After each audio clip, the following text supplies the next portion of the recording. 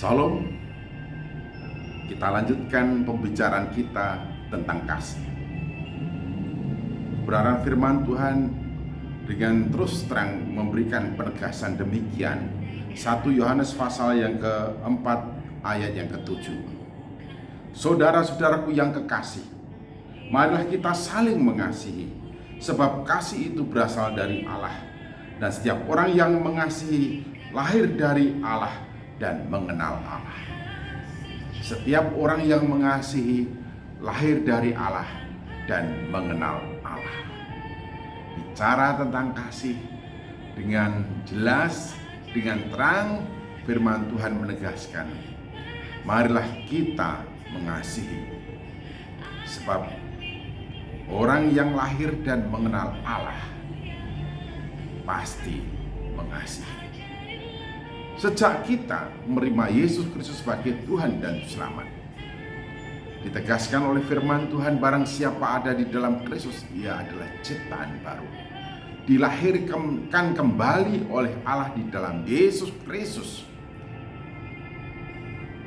Sehingga dengan demikian mengasihi menjadi bagian integral dalam kehidupan kita yang sudah dilahirkan kembali oleh Allah di dalam Tuhan Yesus Kristus.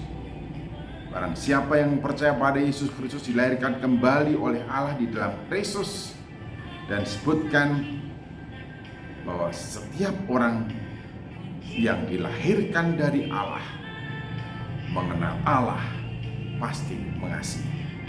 Oleh karena itu, Bapak, Ibu, dan saudara-saudaraku yang saya kasih dalam Tuhan Yesus Kristus, marilah kita mengasihi. Marilah kita mengasihi. Marilah kita mengasihi sebagai bukti bahwa kita telah dilahirkan kembali oleh Allah di dalam Tuhan Yesus Kristus.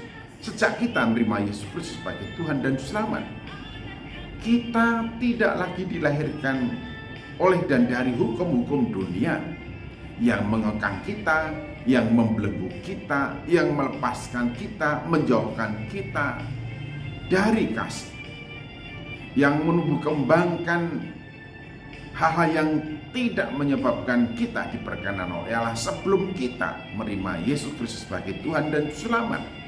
Sebelum kita ada di dalam Kristus, hati kita, pikiran kita dirunyamkan oleh dunia ini, dibelenggu oleh dunia ini, sehingga kita dijauhkan dari kasih, tapi semakin didekatkan dengan kebencian, dengan kemarahan, dengan perseteruan, dengan dendam, dan juga tidak diberikan kemampuan di dalam diri kita untuk memaafkan, mengampuni, melupakan kesalahan-kesalahan yang dilakukan oleh orang lain. Itu oleh karena kita ada di dalam belenggu dunia.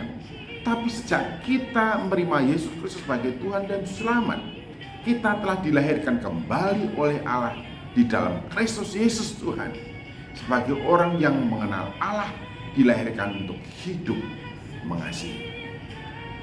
Mengasihi siapapun tanpa kecuali.